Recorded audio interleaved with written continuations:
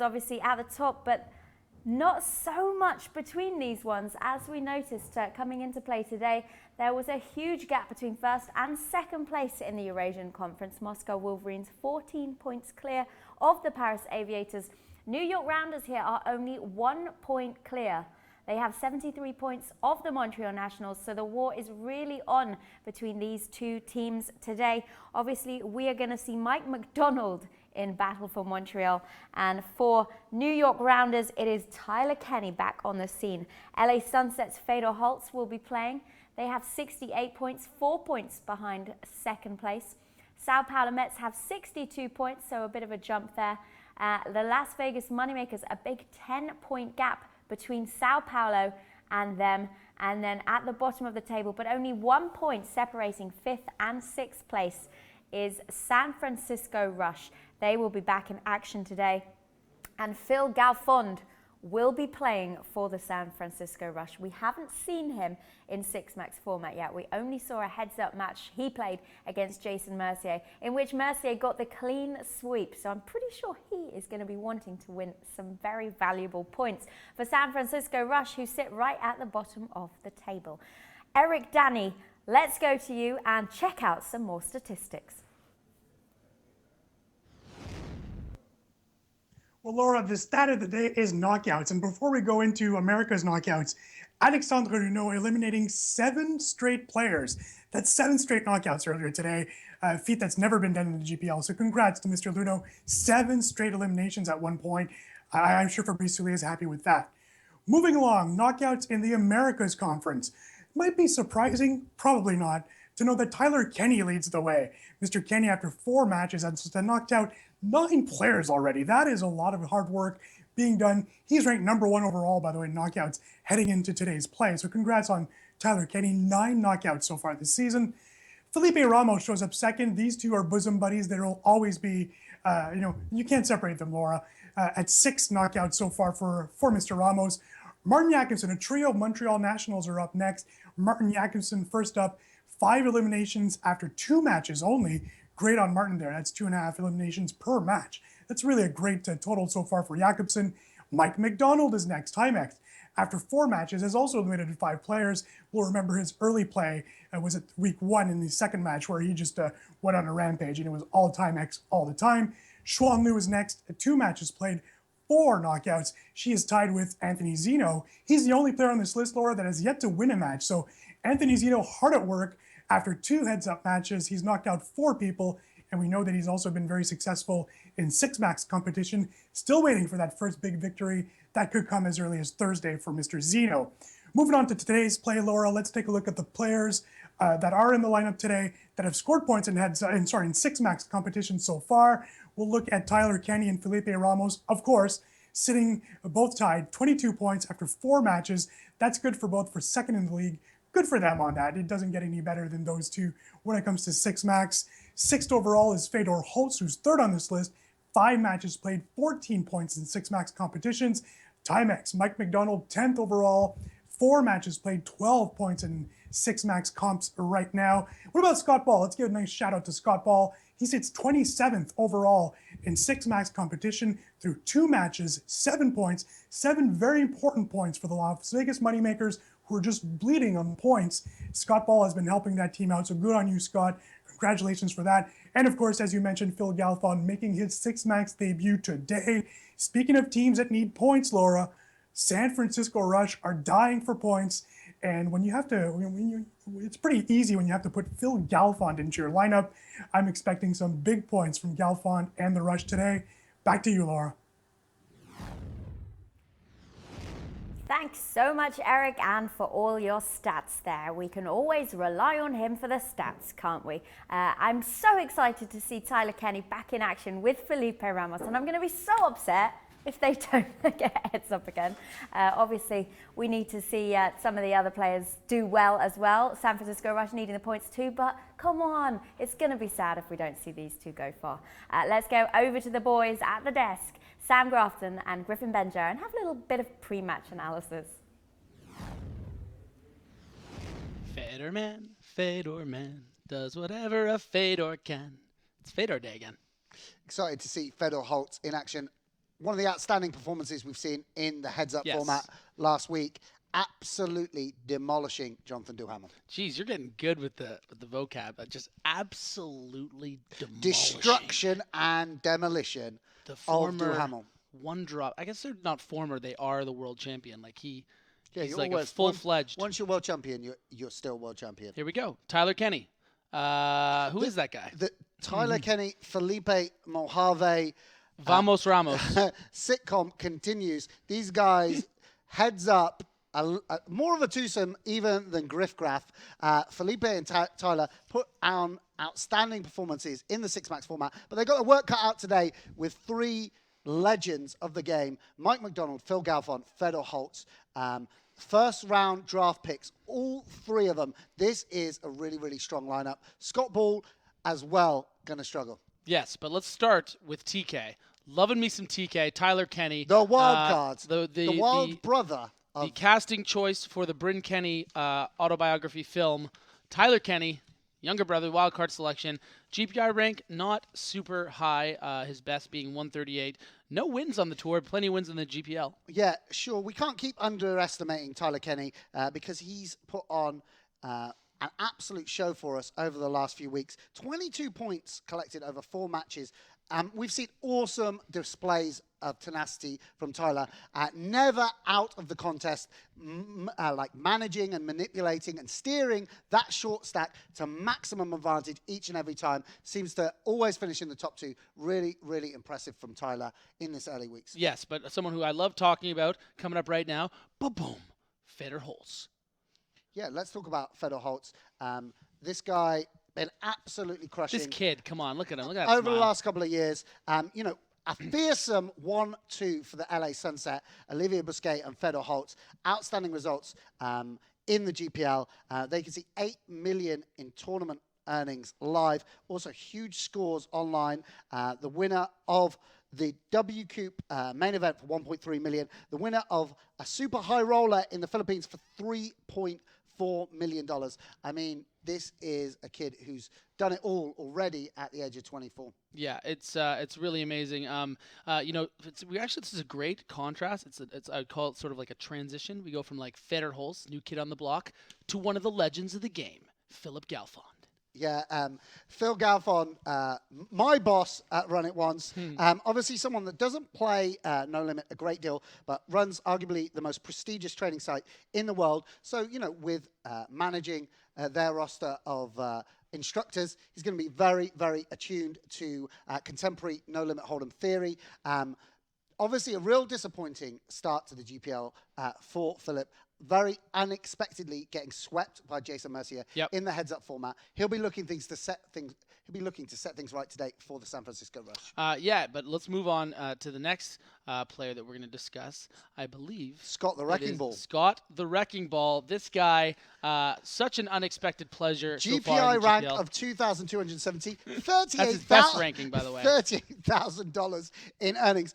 Obviously, Scott Ball, so brave to put his poker skills to the test in this incredibly tough league. The wildcard selection of the Moneymakers, the man leading the Twitch revolution. Obviously, he has registered 10 points across 3 games. So at the moment, he is pulling his weight for this franchise. We should be fair to him. Not someone that freezes up in the spotlight. No. He is willing to take these guys on. We saw Flatting, Offsuit Kings on the button. Had that great no gamble, no future moment where he pulled it off with the draw last week against Zhao Bauer and got there on the river. Someone the guys in the stream obviously absolutely adore. Really great, to see the amateur testing himself against the pros. But let's move on to a favorite of mine, Timex from Canada, also known as Mike. Don't call me Ronald McDonald.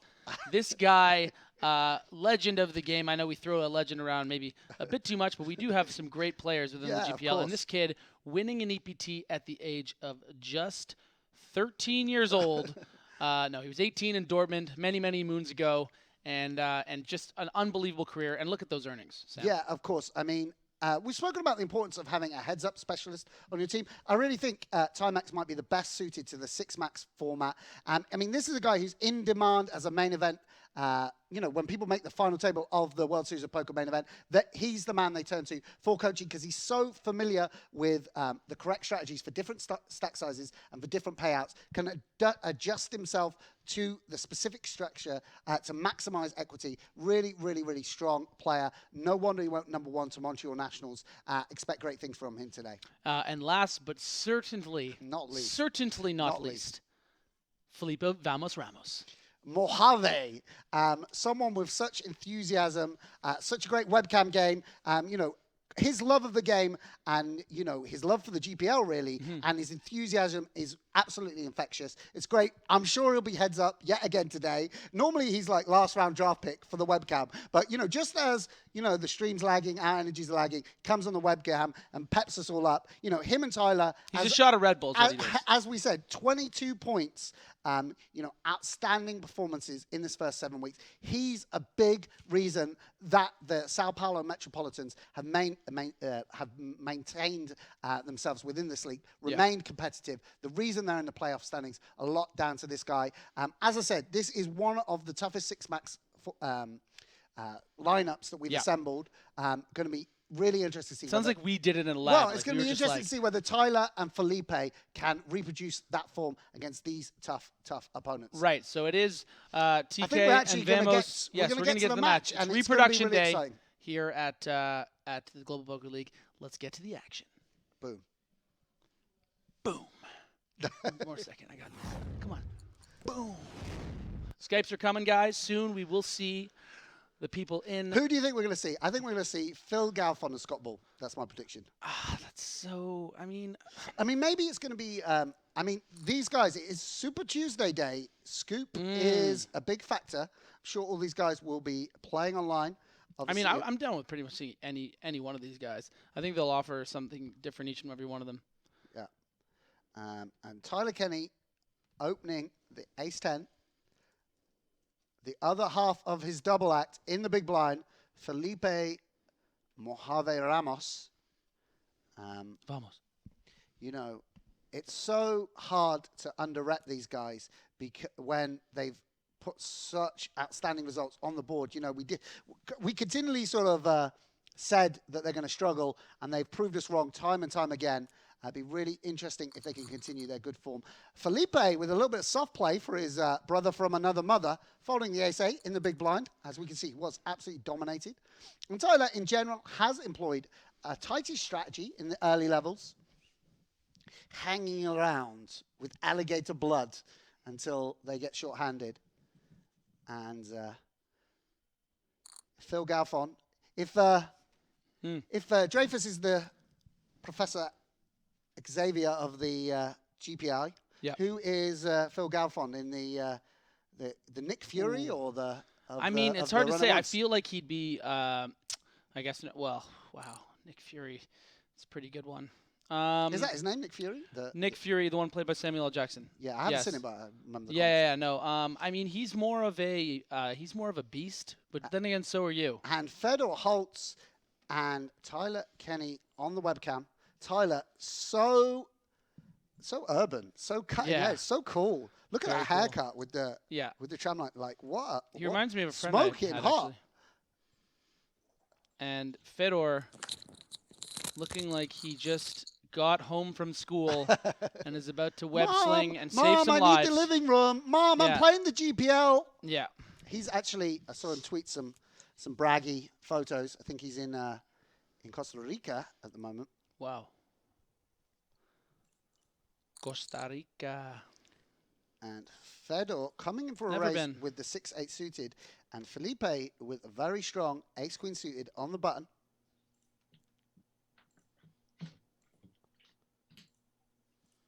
Most of our players opting to 3-bet in the spot. And indeed, that's what Felipe does. See what the young wizard opts to do with the 6-8 suited. Probably one of the worst hands he's going to be opening. I think a lot of players would fold here, but a lot of players aren't Spider-Man. Oh, maybe they are. And Fedor does release. Yeah, not much to gain there for Fedor. I mean, you know, it's a hand that obviously has a lot of post-flop potential on really wet textures. I think that he's not going to get much money out of position against a guy like Felipe, vamos Ramos. Yeah, Felipe's going to have an incredibly strong range there. Yeah. I think the way Felipe, I mean, someone folding ace-8 in the big blind is going to be very value heavy in that spot, particularly coming after a player of Fedor's talents and capabilities.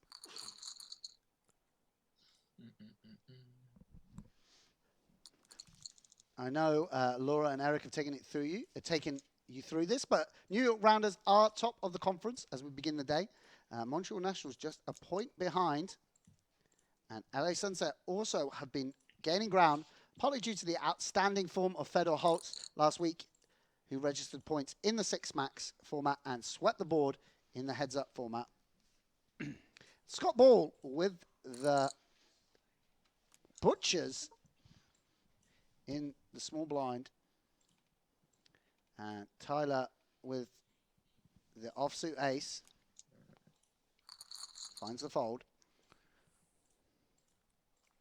Guys, please, when you go to Global, please, begging you, please go. But I mean, personally, and everyone here at the Global Poker League would really, really like to know what you think, how we can improve it. You know, this is all for you guys. We're trying to make the best experience possible. So if you go to www.globalpokerleague.com, there is a survey on there. Please fill it out. Let us know what you think of the GPL, how we can make it better. Please let us know whether you want Jesse May or Joe Stapleton to replace Griffin for Season 2. Felipe. Exactly. It's very much up for debate. No, yeah, absolutely. I'm here for the benefit of the GPL. We'll and see if there's someone better out there. Let's get him in the booth. we can 1-2 a little tougher of a matchup than some of the other ones. Tyler, me being one. Reiterating what I was saying about the formidable lineup assembled here.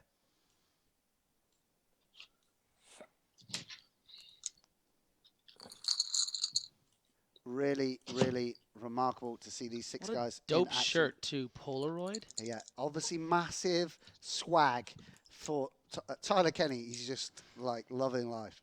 Like that chain as well. Just, I mean, we're stuck here in these cheap Marks and Spencer suits, and he's just there with all the swag. It's so sick. I mean, even Laura Cornelia's got a little bit of swag in the lounge, but we're just withered. Special shout out to Laura for doing an absolutely amazing job in the, the absence of Eric. It's too bad we don't have him in the lounge right now, doing a great job from back home. But Laura has been doing an amazing job by herself, and I just want to give her a little shout out. Oh, yeah. Without her, this whole operation would fall apart. Big fan of the corn dog. Yeah. Hashtag corn dog. And Fedor Holz with the stronger range.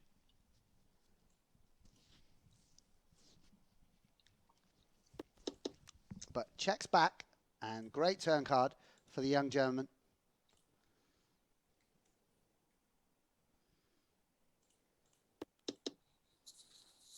Both for his particular hand. Just makes the combinations of ace-x for his opponents to have that much less when the ace pairs. And now he's going to be able to bet for some value and protection. I just feel like right now, the reason why we can't see Tyler Kenney's hands is because he's just like molding some sort of, like he's making some sort of mold, or he's just like drawing something. You know what I mean? He's making a mold? Yeah, I don't know. How molding stuff? I don't know. What do you know? I'm not a mold, but you know what I'm talking about. He's like in Ghost. Pottery. There it is. Thank you, producer Luis. Without you, I wouldn't know the first thing about pottery. A mold, you know? A moldy pot. Scott Ball coming in for a raise. Scott Ball, we should say, this guy will mix it up. Would you say he's coming in for a raise, or would you say he's coming in like a wrecking ball? And Scott Ball gets a piece. Not a bad flop for the pocket fives, though. Guilherme Gris says Mojave is the Messi of Brazilian poker.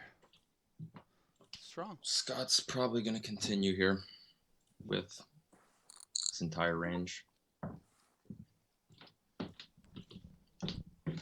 Tyler indicating that he's probably going to call here, at least one bet. Scott Ball going to have a lot of ace-jack, ace-queen, ace-king that do far on this flop. That Tyler's still ahead of. Well, let's see what he does on the turn.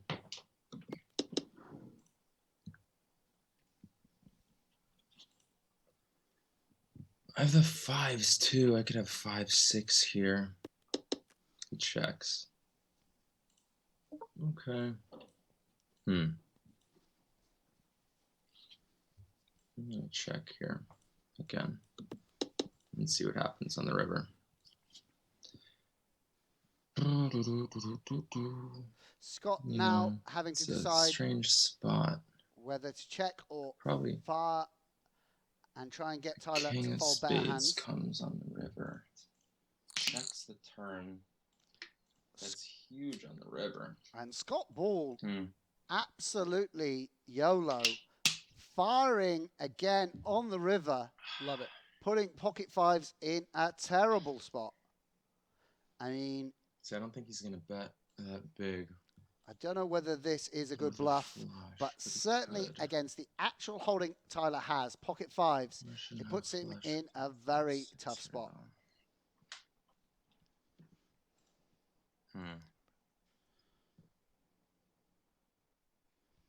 Tyler is tanking here. This would be a remarkable call if he could make it. Definitely not just calling. Oh, he's thinking about check jamming. Whether I want to raise or not. So sick. Without a spade blocker, TK deciding. I mean, this would be a sick check raise. I mean, this is just sick button clicking all round. I actually don't know how Scott's found the treble here with ace-3, but he has done, and Tyler eventually does fold the best hand. Scott Ball, as I said, he came to play. He came to wreck. Pretty suited hands. Yeah. Something about the King of Spades that I didn't want to raise the river.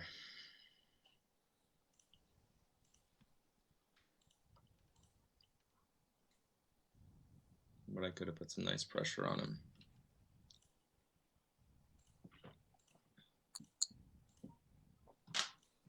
That's a nice chunky bet. And Fedor so confident that he flats the king 10 I think I might have made a good fold. I think a lot of players would fold in these positions.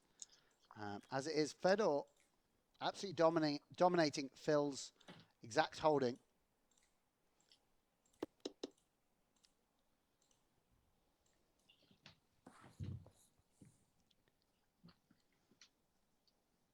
And once Phil gives up the betting lead, looks like Fedor Holz is going to fire out.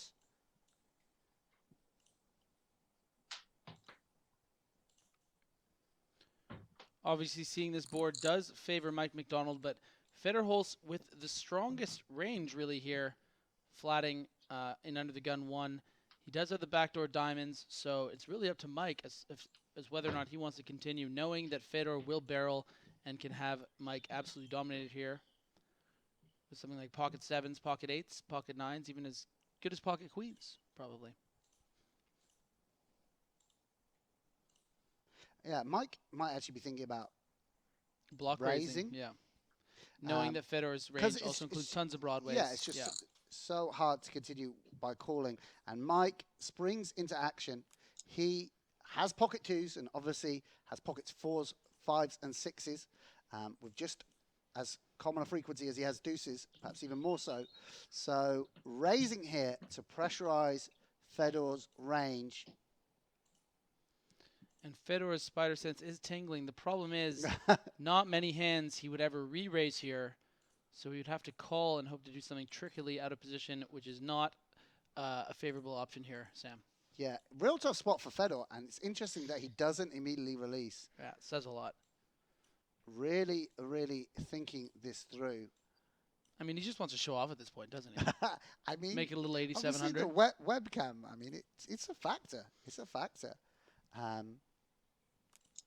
But does let it go. Clash of the Titans there. Great play from Mike McDonald. That holds. Great play. Just increases the profitability of the flat there with deuces. So many people just call there and lazily play fit or fold, but you've got to look for spots to eke out that extra bit of EV when you have position. Mike McDonald coming after Fedor's continuation bet.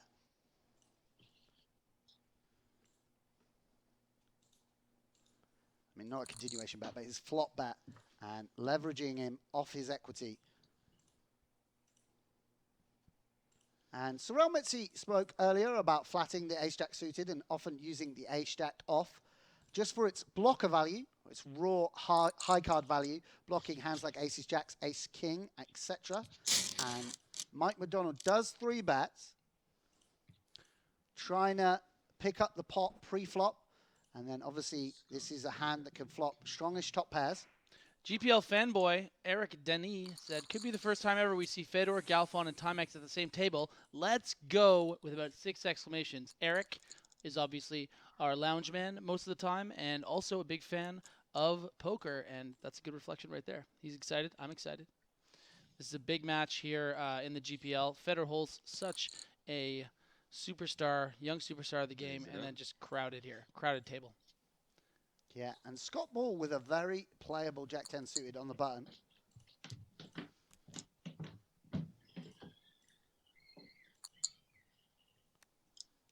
And this is a flop that Scott Ball has absolutely nailed. Tyler Kenney going to have to proceed with caution. We continue here. 2, 2. Well, we know Scott Ball has every combination 14. of king deuce off in his range, so... King 3 off, wasn't it? Oh, was it king 2? It was king 2, I think. Tyler does far out. I mean, if this is a profitable C-bet, only very marginally so. As we can see on this specific occasion, Scott Ball got Tyler Kenney drawing near dead to a running full house.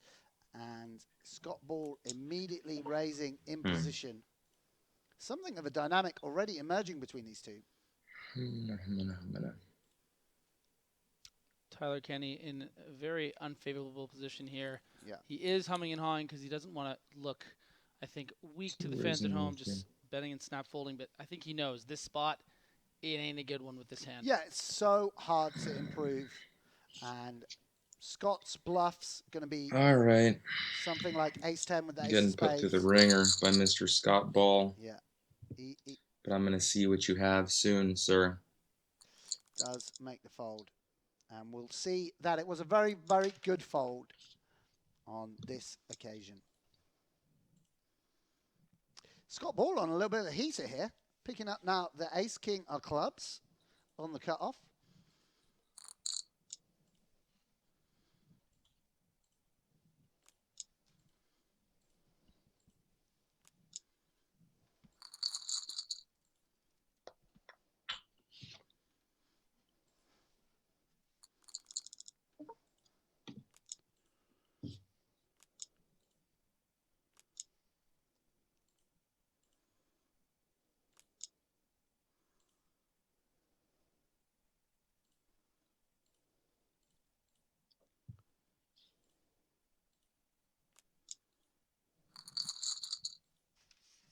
Mike McDonald gets the walk.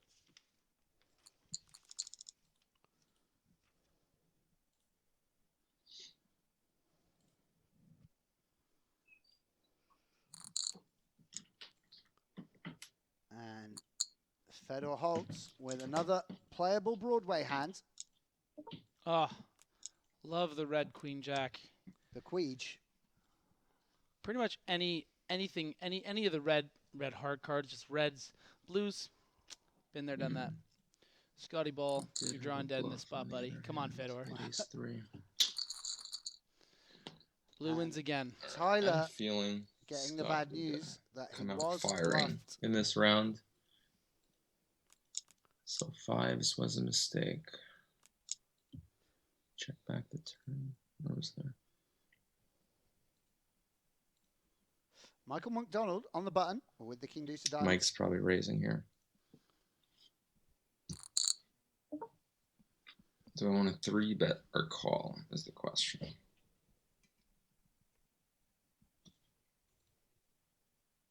think I can call here. He's opening wide, and we're going to dominate his hands. So I don't mind playing out of position with ace-10 of hearts here. It's these boards which are the most tough to negotiate when you flat a hand like ace-10. When you don't flop anything, and it's Mike who has more 4x. It's a baby bet. And more strong overpairs as well.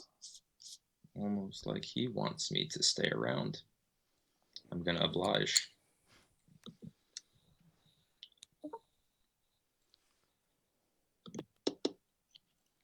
And I'm really interested to see if Mike He fires should again. be putting me on pairs and ace high. Shouldn't be putting me on any 5-7s here.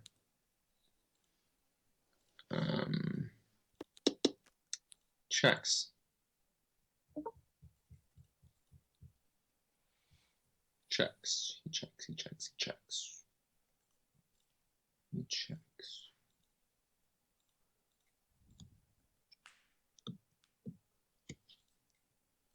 I could easily have 7-7 here. Like that. And Tyler gonna bluff with the best hand here. 31. 95. Seems likely. No, it's too big. 27.50. This is a strategic mistake in this spot. Mike McDonald with way more 7x than Tyler. I mean, I could just have the best hand there, but I don't want to check. Does prevent Especially himself since I've been just losing pots. I'm not about to bluffed, though. Check and get shown some type of ace queen or ace jack nonsense. Oh no. We're still in this hand with Scott. Paul checks back the turn, bets big on the river. It's a nice bet by him. I wussied out. Really interesting to think about whether maybe seeing that hand against Scott affected his play in that spot, not wanting to get bluffed again by Mike McDonald, having been bluffed by Scott Ball earlier.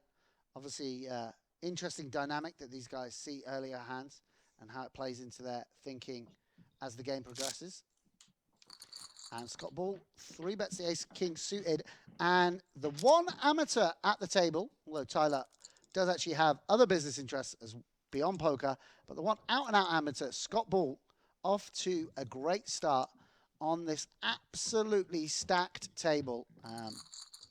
Mike McDonald, EPT winner, high roller, final tableist on numerous occasions. The man known as Timex Online. Phil Galfond,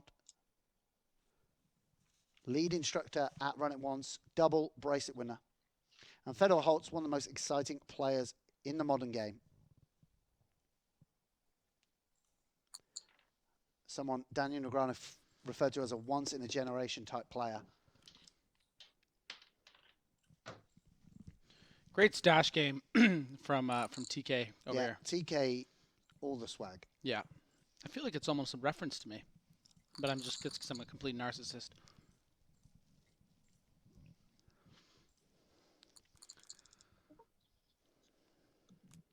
I will say, seen Tyler Kenney without his shirt off. I will say at the pools in Vegas, the guy works out, and Laura Cornelius will agree with me. Also a big fan of Tyler Kenney.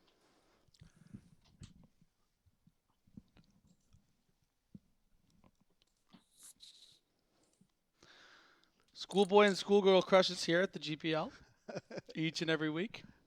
Cornelius mouthing that Tyler Kenney has a girlfriend. I don't know how she has that information. I don't know whether that was on the information. Was that in the package? That is in the package of information we got on Tyler. Apparently his relationship status.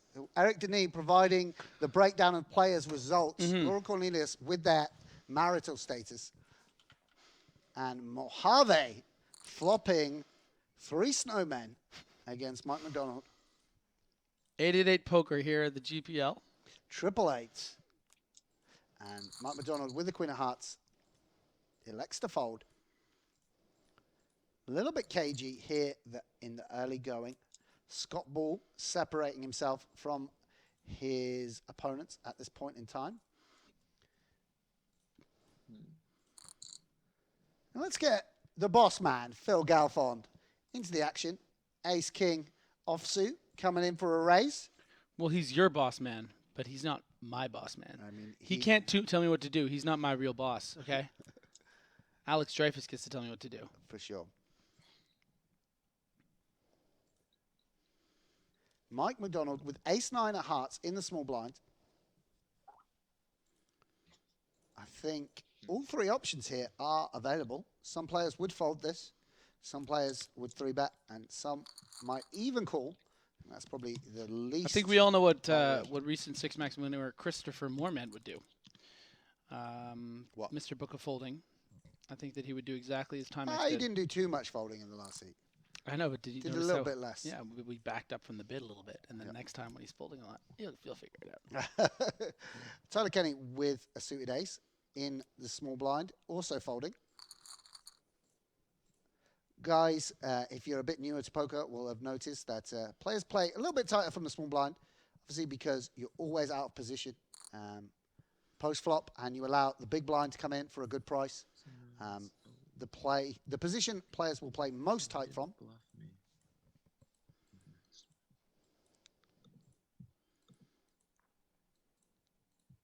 Fedor a little bit quieter, possibly playing some other tables as well. That's maybe why he's a little bit focused, a little bit less interactive. I've actually received word he's checking out the police scanner. He's currently in New York, saving lives. Hashtag Spider-Man. New York City. Is that interference or on the comms, or is that the sound of tumbleweed? That's actually. You're a little bit flustered. No, no. Listen, it's actually the sound of crickets. And that you're Mike missing. McDonald 3-bets the Jack-9 suited, and Scott Ball cold flats, pocket tens. Like a boss. Like, kind of sick. And the problem with this flat is, although you always have a strong hand when you do this, you also very unlikely to have aces or kings. And that puts Fedor in a position where he might be tempted to 4-bet the ace-king, and he does just pile it in there. And Scott Ball in a tough spot. Now, I think most players in the league would fold here had they elected to flat the tens. But if there's one thing we know about Scott Wrecking Ball, it's he loves to gamble. Come on, Scott, call. And it would be pretty sick.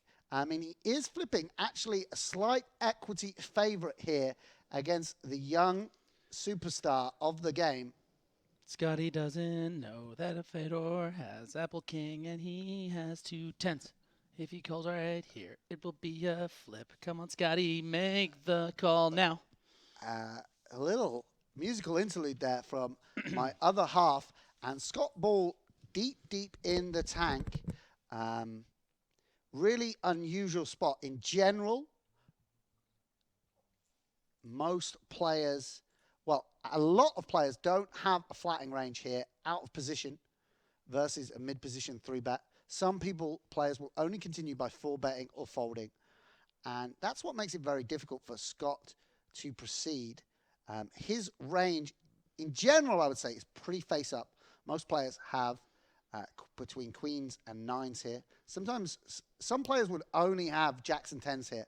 And as a result, Scott might feel like Fedor is looking to exploit him. And eventually folds. And I really don't blame him for that. That's not a spot Fedor Holz can take light. I'm pretty sure Ace-King may well be the worst hand that he piles in there. Or as we call here at the Global Poker League, the bottom of his range. Yes. I mean, Hashtag poker terminology. He may just have queens plus and ace-king there. So Scott Ball does find the fold. Was actually flipping against Fedor's exact hand. Understandable. Really strange hand. Played out very differently. And a little bit of frustration, I think, here from Scott Ball.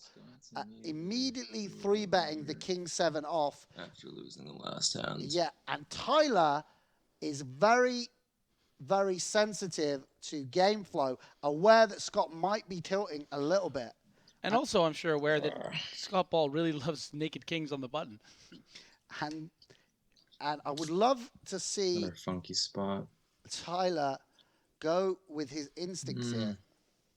In general, I wouldn't mind a fold here with ace-10, but Scott Ball... Scotty boy. Hashtag game flow. Yeah. Tyler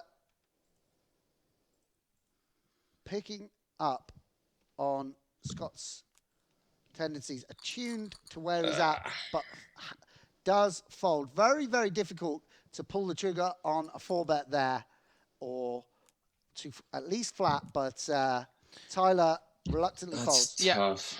Yeah, it's super tough. Obviously Tyler, with a brother like Bryn, very, very in tune with things like metagame, game flow, dynamic. If I 4-bet and I'm wrong, I just lose like a third of my stack. Yeah, I mean, I think it's a spot you made to shove for your 37 big blinds. I mean, you could just call, by the way. Yeah. I mean, ace-10 doesn't play that. Like, even if he has value combos and some bluffs, as we can see, he probably is ridiculously weighted towards bluff if he's 3-betting as wide as king-7 off. Yeah, but, I don't think the only option is to 4-bet or fold there.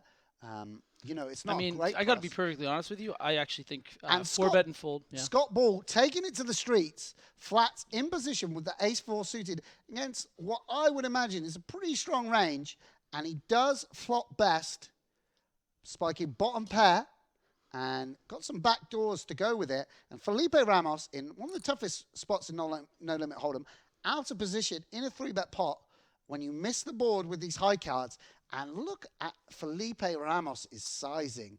Really don't think you're going to see that size bet from anyone else. And a turn card that is very favorable for Felipe Ramos' range, but for Scott Ball really strengthens his hand, turning the nut flush draw. And the weird thing is, Scott Ball might actually be tempted to turn his hand into a bluff now that he's turned a flush draw.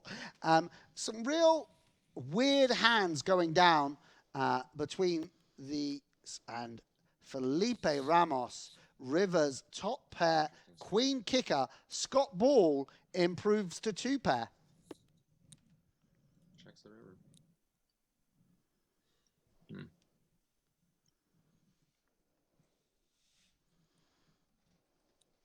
This hand played out in really unorthodox fashion because of the flop sizing from Felipe Ramos. He actually has, wow. I mean, how quickly did Scott Ball put it in there?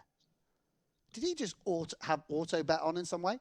Instantly all in. And I would be very, very impressed with Felipe Ramos if he could find the fold here. Yeah, I mean, so much at stake here. The Twitch chat was just calling Vamos Ramos the Messi of Brazilian poker. This is obviously a spot where, there's so many reasons that Felipe can tell himself, I should call here. Scott's turning 7s into a bluff, 6s into a bluff, maybe 8-9 suited into a bluff. It's hard for Scott to have a lot of value hands here other than a set of 4s, set of 8s, set of 5s. Ace-4 is really hard to put him in his range calling the 3-up pre-flop. I think Felipe is going to have an extremely difficult time calling, but he has to remember, is Scott Ball really the type to bluff here? And also, Scott Ball instantly all in. I mean, if you've got 6s, 7s, or 8-9, or whatever it might be, you've got to at least think for a moment before you decide to turn your hand into a bluff. Yeah. I really think Scott's timing there gave off a lot of information, and Felipe Ramos will be deep in the tank now, working it through.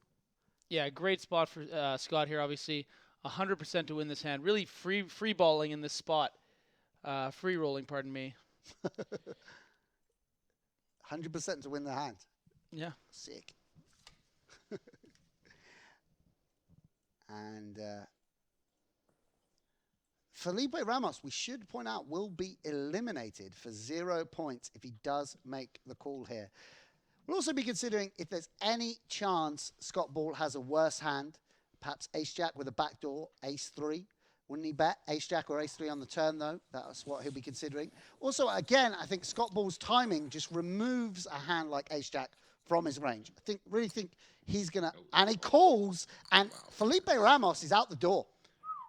Scotty free balls takes him out. Once again. And the chip lead for the wrecking. Yeah. The reckoning. Once again, Scott Ball batting, punching above his weight. I wasn't sure what sporting metaphor to go for there. Yeah. But, Scott so many Ball, sports out there. Poker is even a sport now. Yeah, allegedly. Hashtag allegedly. Scott Ball really, really performing above expectation in the GPL. Already registered 10 points across 3 matches here with the chip lead and already locked up a further point.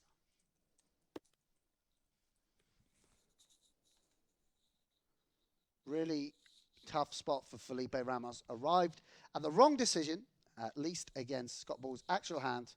Eliminated and now 5-handed.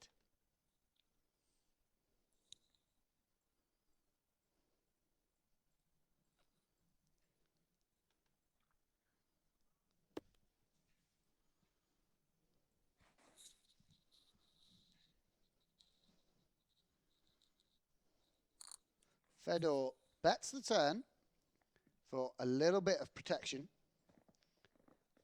Doesn't want to free roll a hand like Jack 10, King 10, even just King 9, which has an ace or a king as outs.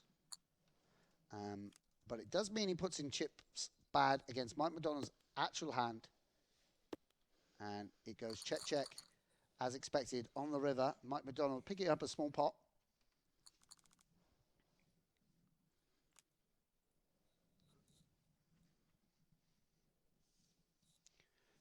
Phil Galfond with 2 jacks. San Francisco Rush, his franchise. A franchise which has Jonathan Jaffe, Faraz Jaka, Tony Gregg, real poker talent on board. Is bottom of the standings at the moment. In part down to the donut that Phil Galfond, the 0 points he registered against Jason Mercier in his 1 appearance in the GPL. I know Phil will be desperate to make amends for that. Phil, I think, also someone that will revel in testing himself against these top no-limit hold'em guys, Doesn't play that much no-limit hold'em at the highest stakes, doesn't travel the circuit. Really fun opportunity for him. You'll see he folds the pocket 3s on the cutoff. I think that's very much a product of having Fedor and Mike to act after him, adopting a tighter strategy than he would in a normal tournament format.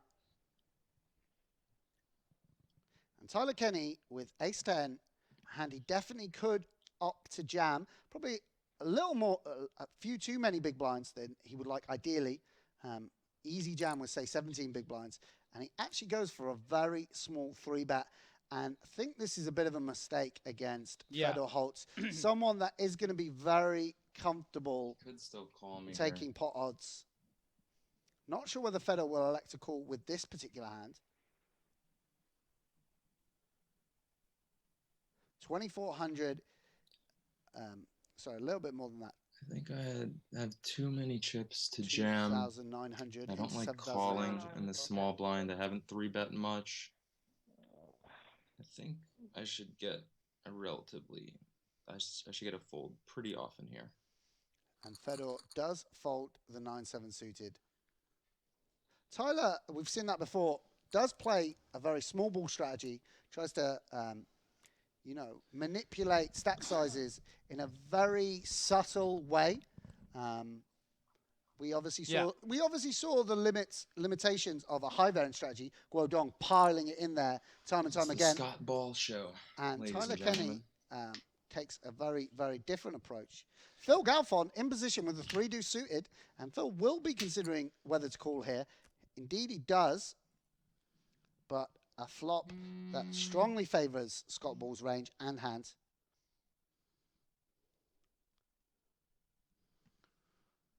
TK loving the fact that the amateurs beating up on the pros right now.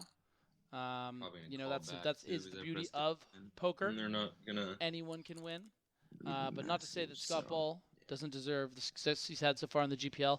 Played excellently and certainly loves Raggy Kings on the button. Snap folded it, if only as a bit, to towards me, just for kicks.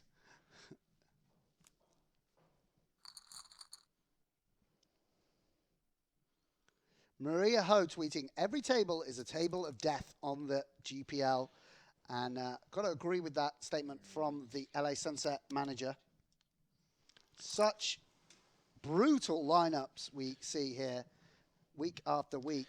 94 Luda on Twitch remarks, is this a free roll or is there a financial prize? Well, actually, this is just a free ball. And as in plenty Phil of free Galfond flats pocket nines on the buttons. Gotti ball content. And flops an open-ended straight draw. Again, some players would have opted to jam there with the nines. Phil Galfond looking to work his post-flop edge by flatting in position. In this case, Tyler Kenney with the absolutely dominating holding. I thought about checking here to get Phil to bet some of his overcards, but I don't think I should be check calling or check raising here. It's a bit of a cheesy bet too, so you might see it as weakness. And so Tyler looking up to the skies for the answers. I'm gonna check here They are out there. and see what he elects to do. And Phil now may feel he has the best hand often enough to make a bet for protection. I think he could have floated me on the flop with Jack But tens and Galfond checks now we don't want to back. bet Jack 10.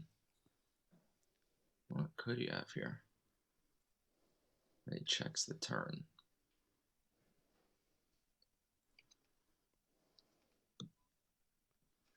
I'm gonna check again. And Tyler checks again. And Phil Let's see what Galfond happens. with two nines and facing a turn and river check. 7, But he doesn't bite. Oh, Phil yes, Galfond, sick. absolutely fantastic I play guess, there. Losing the bare minimum, not That's one of the hands I overvaluing beat. the pocket nines at any point in the hand, pre-flop or on the turn or river. Pretty absurd, actually. Great play from Phil Galfond. Really, really impressive. Particularly against a player as solid as Tyler Kenney. A real subtle and sophisticated way to play the hand. Called, which was the Not smarter trying play. to own Tyler with a thin value bet Give me a walk, Mike. on any street, and really loses the absolute minimum as we enter the 6-12 level. Mike McDonald takes the unexploitable shove with the ace-deuce of clubs.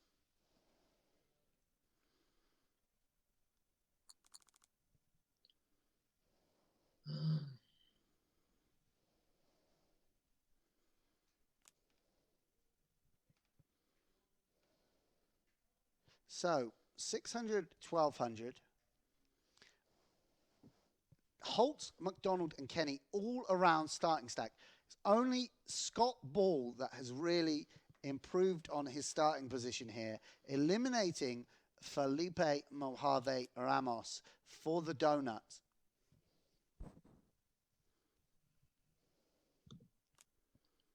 And gets a walk. And you can see in the photo next to his name, him with a big grin on his face, and I'm sure that's how he's looking right now. Things really going the way of the Las Vegas Moneymaker. A franchise, by the way, that has only registered 2 wins in the Global Poker League thus far in this first season. And a team that would really benefit from a big showing from Scott Ball. Could actually drag themselves into the playoff spots for the first time since the league began. Holz just taking a minute to fold. Obviously, as we keep saying, it is scoop time. Spring Championship of Online Poker on PokerStars. Big time for all internet players. Huge buy-ins each and every day. And Fedor, as a result, will be playing a few other tables along with his Global Poker League match.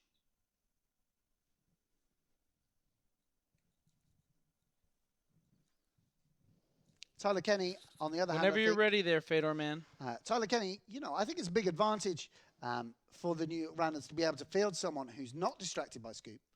Same for the Berlin Bears. Obviously, Mitzi being in Austin, Texas. Unlikely, although not impossible, that he was be playing Scoop.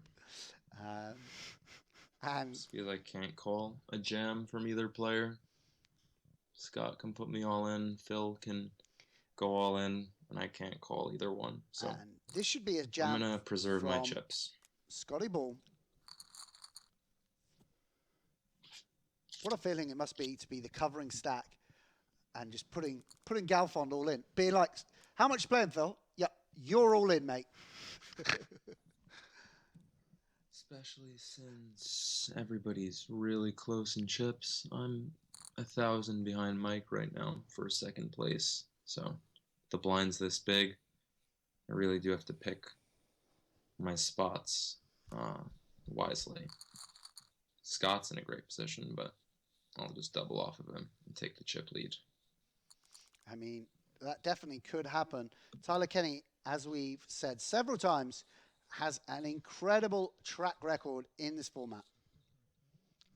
Hey guys, remember there's a survey at globalpokerleague.com, and it's all about how we can improve your experience, what you think so far. If you like us, if you hate us, we have no ego here in the booth. We do. Please be gentle. I'm kidding. Please tear us apart. We want to get better. Please go on globalpokerleague.com and get that going so we can get better for you. I should do ads.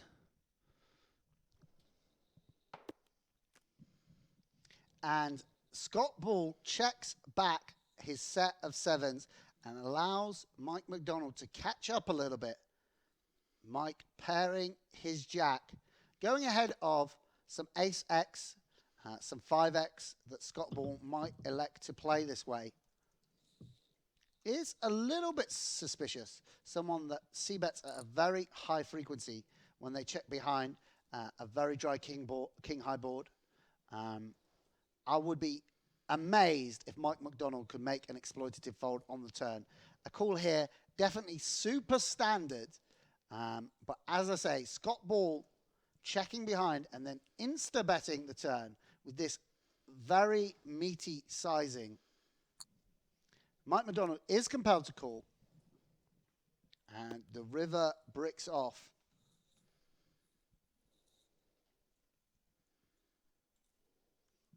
I'd love Scott to pick a very small sizing here. Not just because I could see Mike's hand, but I think when he checks back the turn. Wow, that's a pretty good size.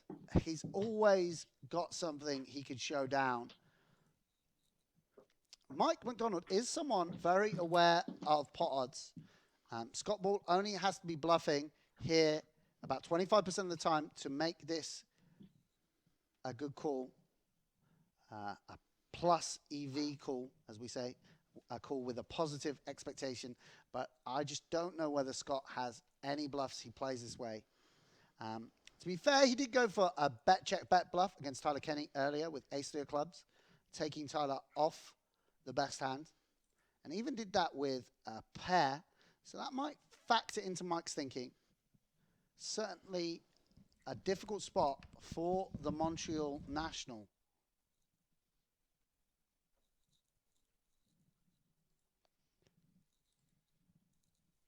Mike, of course, made one of the most impressive folds of the entire GPL, getting away from aces. You'll remember in week 3. And Mike McDonald does call with the jack. And Scott Ball extends his massive chip lead here. Would be remarkable if Scott Ball could close this out. Still a lot of work to be done, but that will really, really help his cause.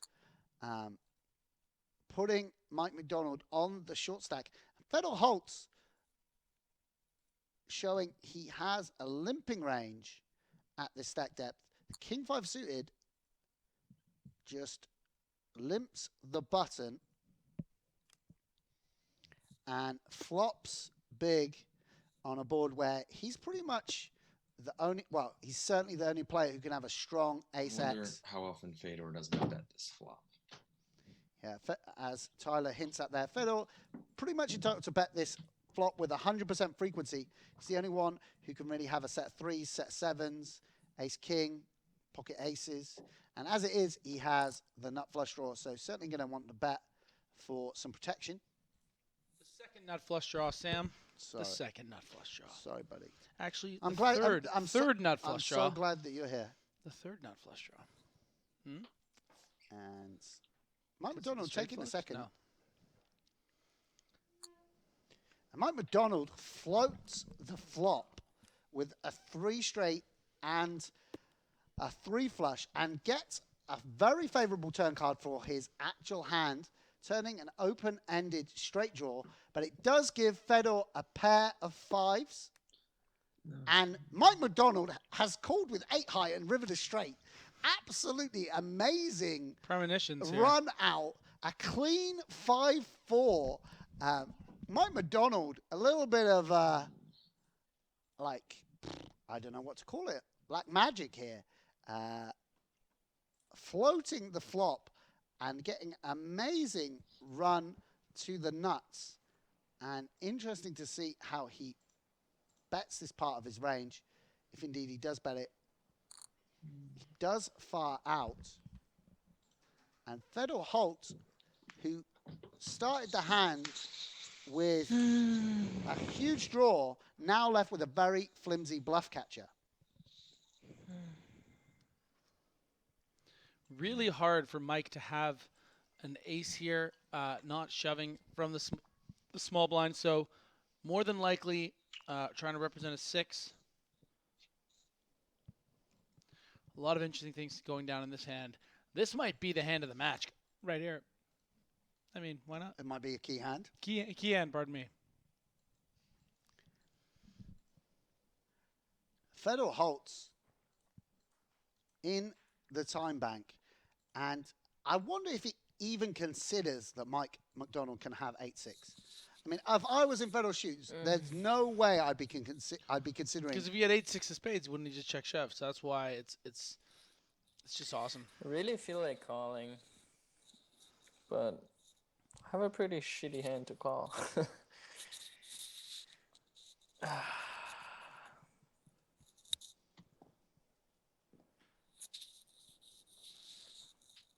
Okay, Mike. Fedor lays it down. The blinds are monstrous. And it seems that Mike does get to that spot with a lot more bluffs than we might have assumed if he floats as wide as 8-6. Really, really interesting stuff. Amazing to see these top players in action.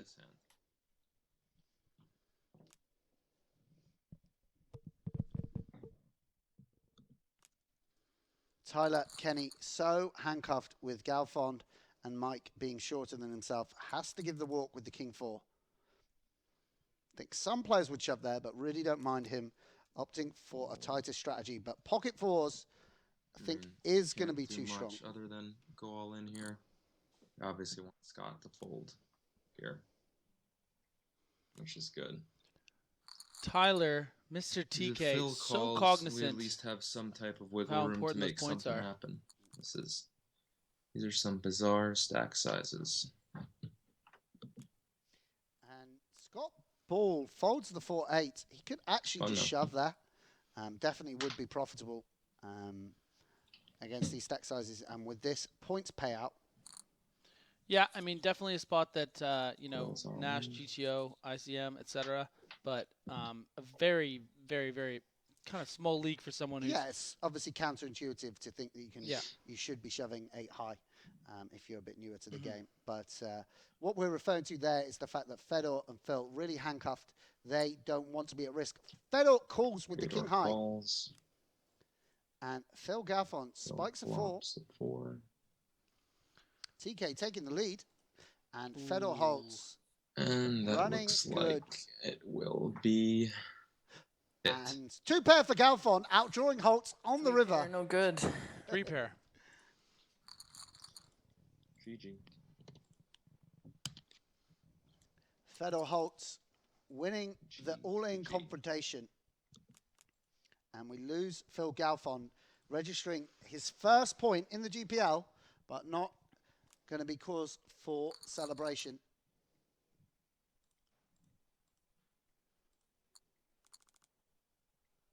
Four-handed now.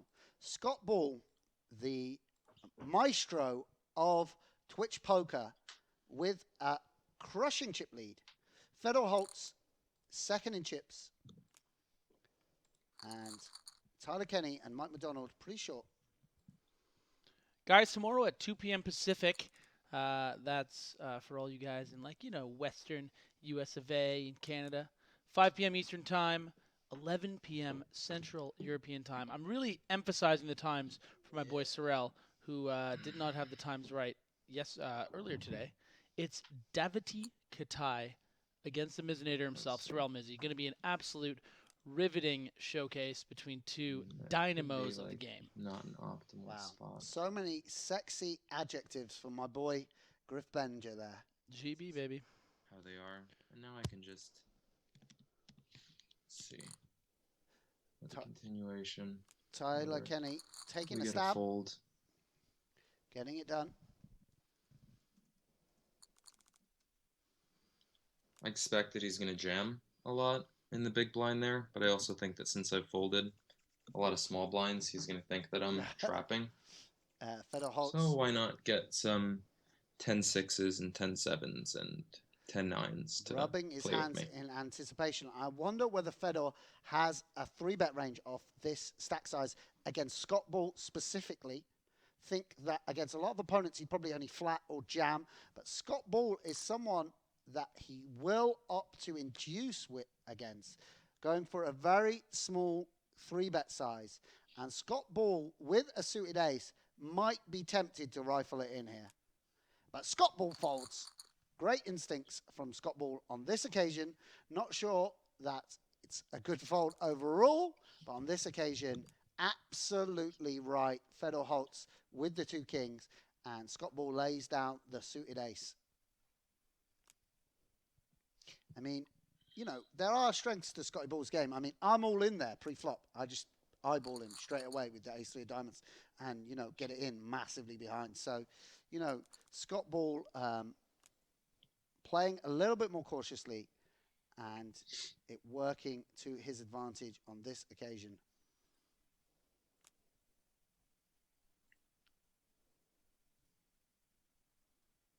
Mike McDonald, 8-9 off. Going to be a profitable shove. Could opt to limp. Opts to fold. What do you think of that? Do you think against Tyler, you should at least limp? I don't think Tyler's going to come after you, even with. I mean, we have such an insight because we see the cards. I mean, we say it all the time, but it's just but I'm not talking about the fact he had 7 deuce. I'm just talking about the fact that, like in general, I don't think Tyler. I think if Fedor Holz had been watching every single Tyler Kenney match, that he would 100% have shoved or limped. I'll say that. Mike McDonald, you mean? Yeah. Yes, pardon me. Yeah.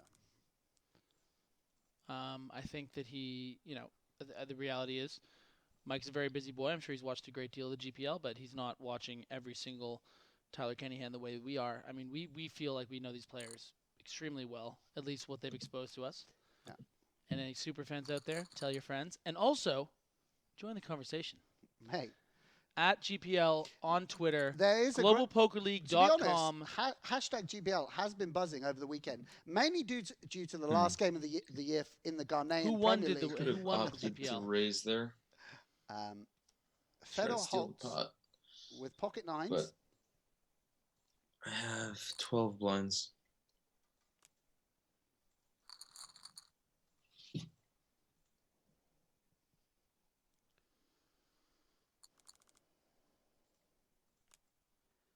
And Fedor, again, with the suited queen, think that with the dire implications of calling off here, is going to be able to shove profitably, does so, and separates himself somewhat from Mike McDonald and Tyler Kenney. Very favorable situation here for the LA Sunset representative. Now in a spot where he doesn't want to shove into a covering stack, just opens the ace-8 off. Picking up some chips, picking up some momentum. Mike McDonald, these pocket 6 is going to look absolutely massive on 9 big blinds. a hand where, picking up a hand where you could shove 30 big blinds when you just got 9, absolutely sweet. And Scotty Ball, I mean, he can raise here. I think a jam is also absolutely fine as a covering stack. Fedor Holz going to be forced to fold There you go. hands like ace-10 and ace-jack probably if he were to open shove.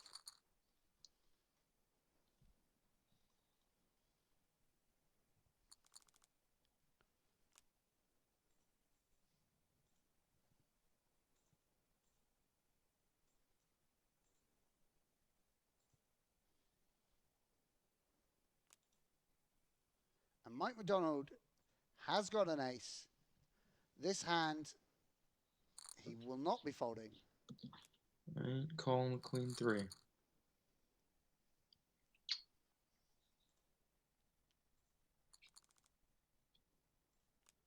I wonder if Mike shoves this as well. In terms of chips, definitely a profitable shove.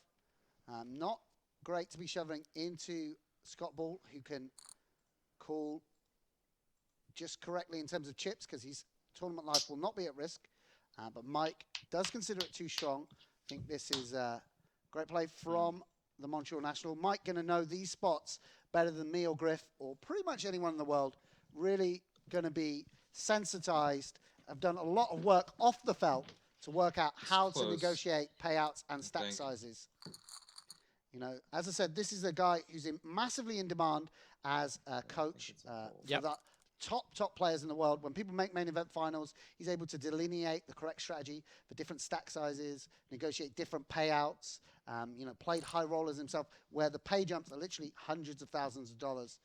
So really, really going to be on top of, you know, what's a shove and what's a fold. So I was really interested to see that 8-9 off fold from him. As I said, Mike, such a specialist. And, you know, the Montreal Nationals really, really lucky to have him in the squad. And 2 big hands They're here. whittling me down.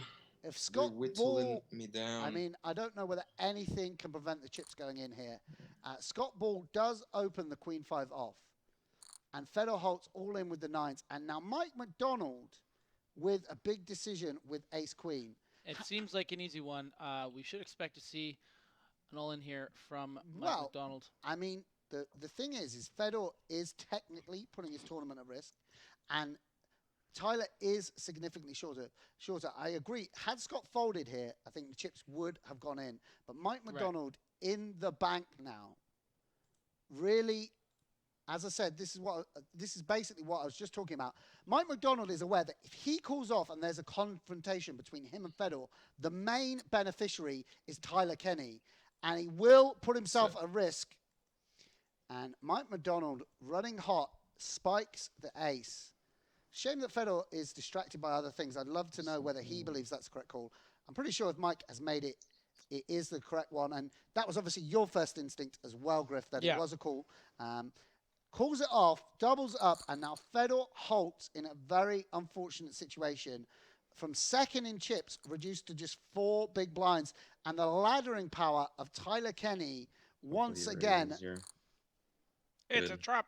once again, paying dividends for the New York Rounders. So sick for Scott Ball that he's actually got aces in a spot where he should be opening 85% of the deck.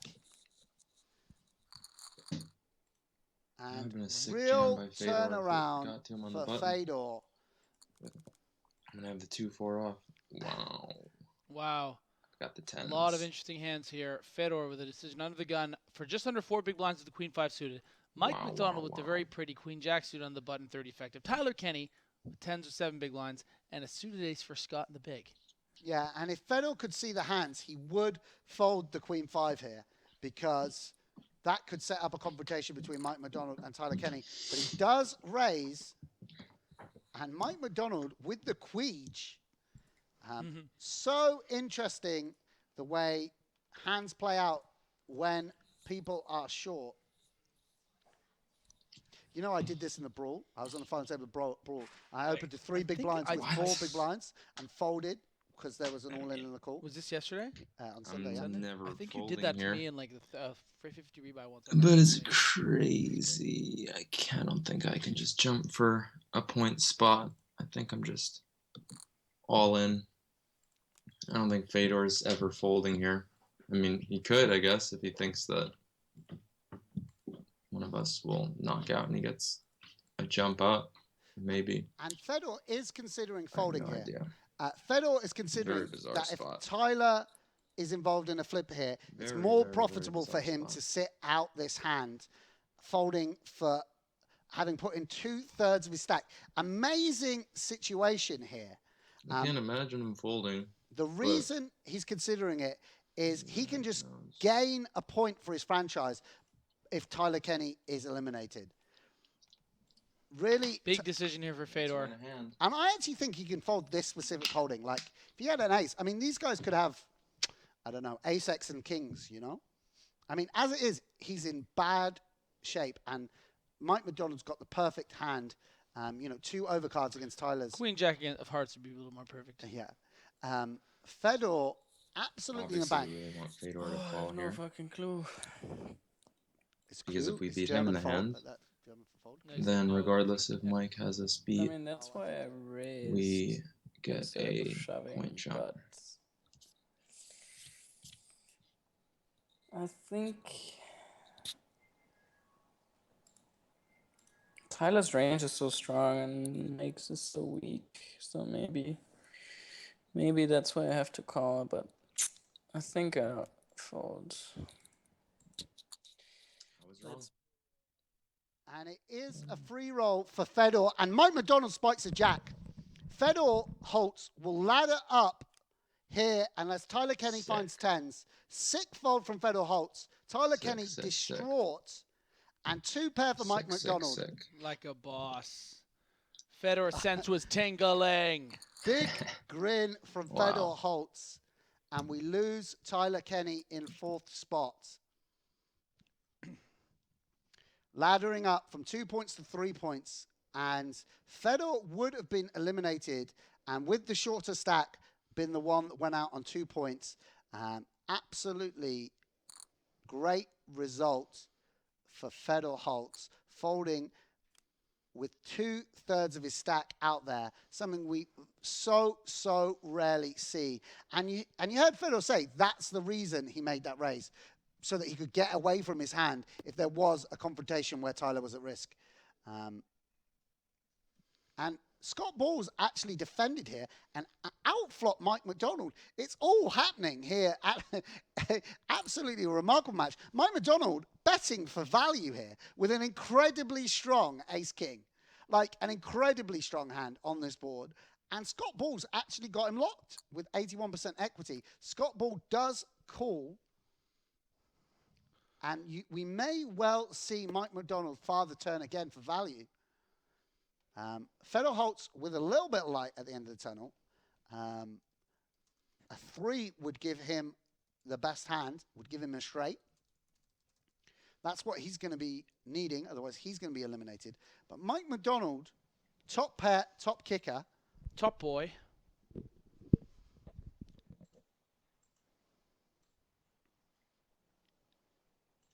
Mike might be incentivized to proceed cautiously, but he does bet, understandably, can get called by ace-queen, ace-jack, ace-10, ace-9, obviously, and Scott Ball all in. And again, I think the timing just means this looks so strong. River 3 and Fedor gets heads up. What do you think? Scott Ball snap jamming and a real tough spot for Mike McDonald. The only question Mike's going to have is, would an amateur player overvalue a hand like ace-3 of spades in this spot? Would they, I think the majority of pros, the majority of players in this league, if they had ace-3 of spades, would just check call. Would Scott Ball jam that hand in, sort of turning it into a bluff? Or just because he's got excited about the fact that he's got top pair and the nut flush draw. And Mike McDonald does lay down the ace-king. Oh, my boy. days. Hashtag timelines. And sick that Scott Ball did check raise all in there, GG. saving himself from getting outdrawn. Otherwise, that could have been the end of the match if Timex gets to the river. By the way, another spot where I just call to protect my range and I get stacked. Do you know what I mean? Yeah. Like where Scott Ball takes a line that a lot of pros wouldn't, and myself included, and absolutely saves himself. Really interesting. So, Mike McDonald of the Montreal Nationals, the man known as Timex Online, heads up against Scott Ball. I would have won the match if I called. I don't really know much about how he plays. After being in Monaco, I kind of, just wasn't really paying attention to GPL as much as I had been before or after that. Good to go. Fairly close here. I'm not entirely sure what I should do. Guess I'll fold. And we are privileged to have the great Mike McDonald on comms. One of the smartest men in poker, deepest thinkers about the game. Good to go on the call. Should probably type and tell us we're good. Then I don't have to think about it.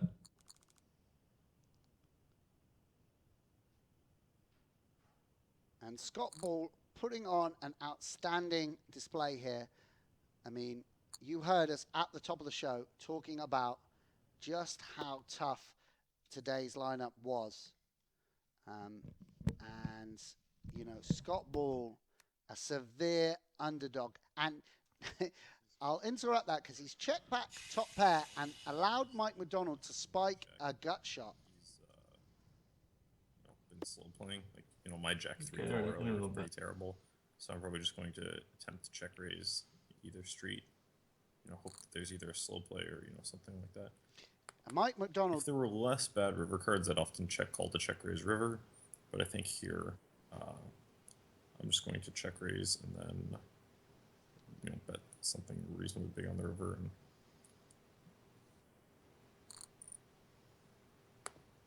Mike McDonald I doubt I'm going to get a lot of the folds, chat but I don't on know the too much turn. about his heads-up game. Taking into consideration Scott Ball's earlier slow play. And this, of course, I is imagine he semi-slow would play. probably 3-bet most good hands on the turn here. Again, I don't know his game that well, but I would guess if he has, Jack 6 or something, he's probably just like, all right, let's Wow, go all in. Scott Ball So I folding would the bet weak king on the river button. size, just trying to get called Once by again, a small king or something. Just a trend here at the GPL. Great fold by Scott Ball, not getting married to his King 4. No need to get married to your hand, guys. Take him on a couple of dates and then reassess. A really good fold from Scott Ball against Mike McDonald's actual hand. Mike, as I was trying to say, attuned to Scott's tendencies, pointed out that Scott had slow played those pocket sevens earlier, really hoping that he had a strong hand again. In many ways, Scott Ball did have a strong hand, but laid it down, top pair. One of the leaks a lot of amateurs have is not being able to lay down top pair. Scott Ball showing his class there, showing the reason Chris Moneymaker really took a big risk in selecting him for the Las Vegas Moneymakers. It was a somewhat controversial decision, but Scott Ball here with 5 points locked up to add to the 10 he's already accumulated, proving himself to be someone that can pull their weight in this conference.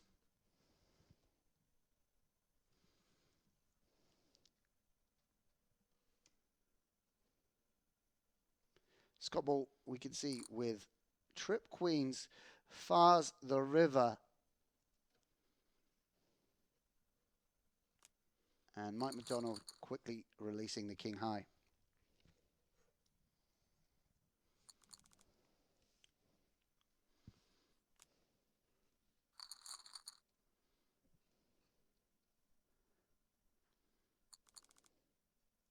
Remember, this is only the first match of the Americas Conference. This same tough lineup will be back after this heads-up concludes. fact, we'll get tougher with Scott Ball being replaced by Jake Cody.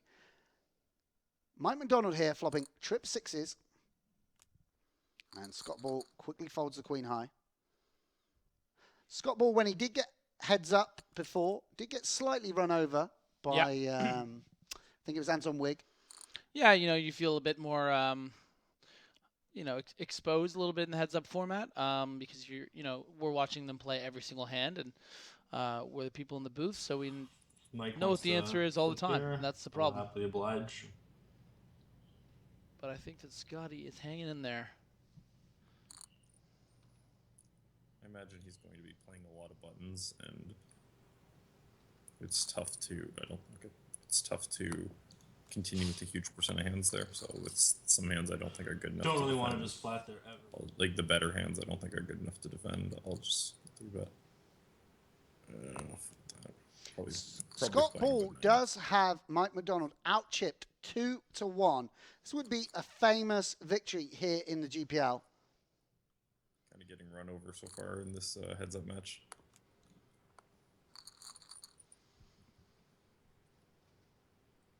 Mike McDonald does have a lot of seconds, by the way. Yes. Don't want to point out any leaks in the great man's resume, but he does have a lot of seconds.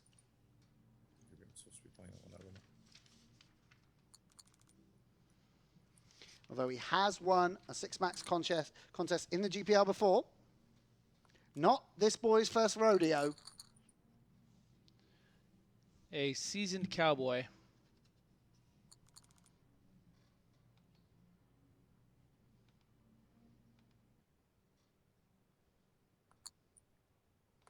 Mike McDonald limping in with the king nine. And flopping. With this king nine, I'm not sure how he's going to be approaching limps. It's something that's going to show a big profit by shoving it, but not so much, not a ton of profit. I think it's a hand that is going to do fantastic to limp call. If he shoves, my plan was just to fold, and if he's really attacking limps a fair bit, that's not going to work out so well for me.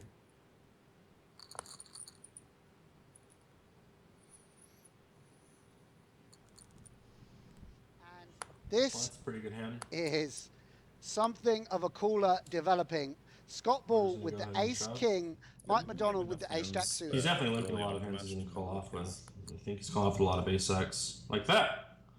I'm dominated. Wow. Scotty Hold, Ball. please hold.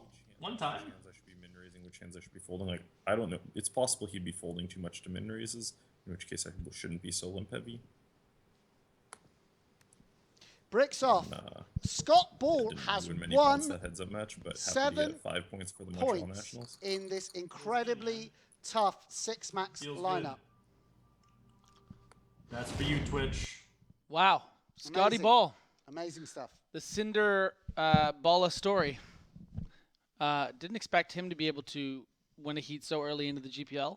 But here we are, week 7. It sounds really late, but, I mean, he's only played 3 or 4 times and really put up great performances. Second place is here, third place is there, and now his first win against the great Michael, don't call me McDonald, Ronald. Yeah, absolutely fantastic performance from Scott Ball. I mean, deserves all the credit in the world. So brave to put himself on the line in this incredibly tough league. Chris Moneymaker, some level of vindication here. 4 matches and a number of points, 17 points, I think, registered by Scott Ball. Really, really performing above the level we predicted in terms of his poker skill and above expectation in terms of the points he's registered. He's going to feel so, so good about that victory. I mean, to sit at a table with Phil Galfond, Fedor Holz, Mike McDonald, and come out on top, even in a high variance format, is something you can be proud of for many, many years to come. Really, really fantastic for Scott Ball. Yes, and we have an interview with Scott coming up in about a minute. So I'm excited to hear what Scott has to say. This is obviously an incredibly tough heat. We talked about Phil Galfond. We talked about Fedor Holz. It was pretty exciting. Felipe Ramos in and out. They really weren't the stories of this heat. But again, TK adopting a very kind of Wolverine-esque kind of attitude, making sure he stays in the game, but just didn't work out. Is that what Wolverine does? Huh? Wolverine stays in the game? Yeah, it stays in the game. It's very. They call it the coyote of of the Russian Sahara. I'll tell you what, let's go over to Laura Cornelius in the lounge. She's going to speak. Don't push me down here. What are you She's doing? going to speak to Scott Ball about that famous victory. Unbelievable. Indeed, I am. Congratulations to the Las Vegas Moneymakers. Scott Ball picking up 7 much-needed points for them. They were struggling a little bit right down at the bottom of the table. We have Scott Ball on the line. Congratulations, Scott. 7 points and a win. Yeah, it feels good. We needed it pretty bad, and I was pretty disappointed with my last performance in the 6 max, and I definitely wanted to step it up. I made a few mistakes last time, and I played better this time, for sure. How do you feel about taking out the likes of Fedor, Holz, and McDonald heads up? I mean, Fedor didn't have any chips, so I can't give myself any credit whatsoever there, and versus Mike, I just had the best hands, so it's like, I mean, it feels good because there's some of the best players in the game for sure, but I don't feel like anything special happened. I didn't, anyone could have done it with the hands I had. So modest. I would make the most of the fact that you've beaten them all. You've definitely proven that you can play with the big dogs, I think. Did you feel pressure on your back, like coming into this with so many like high-class poker players? No, not at all. I'm confident.